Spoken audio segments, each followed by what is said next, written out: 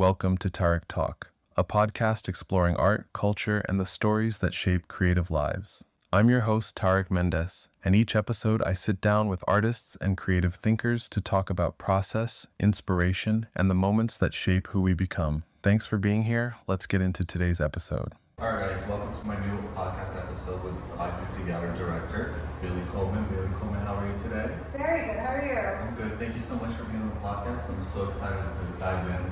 Do you want to start off by telling us a little bit about the artist? Yeah, I'd love to. Thank you so much for having me. Of course. I'm very excited about her work. She is a very fresh, exciting, sort of new face. She's a RISD grad.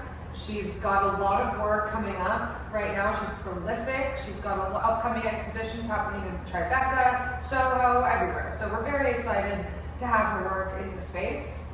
She started out with an architectural degree, which I think you can really see in a lot of her work, right? So starting over here, we have these oil on panel pieces, and they're beginning to talk about, these are oil on panel pieces that are inspired by architectural structures that she's trying to sort of abstract and reduce down to their sort of fundamental geometries, right? Which is it's a way of talking about the fact that she's just trying to create these beautiful shapes and using color theory to soften them though as well, right? So this, for example, is like a column. We have this as a sort of like an HVAC system maybe.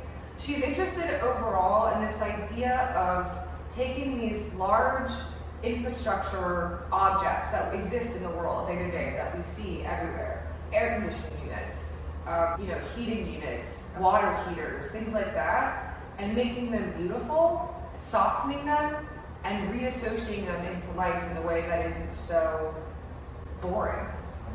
Yeah.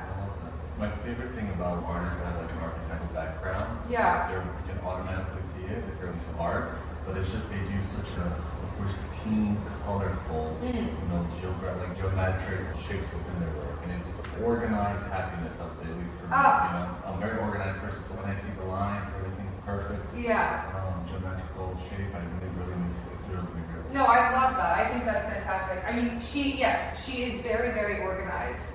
But then on top of that, she has this sort of overflowing imagination that she's able to pull these shapes out of nothing oftentimes, right? These shapes are just coming from her own sort of intuitive artistic practice and the world that she's created within that.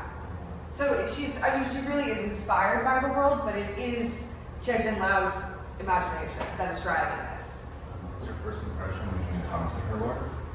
Yeah, when I first encountered her work, I really had this sort of sudden feeling of joy, I have to say. I think that she has this way of bottling joy in a way that I really find exciting. And then getting closer to the work, having it in person, in the gallery, because they're on panel and because the turning edges are painted and included in the work as an object,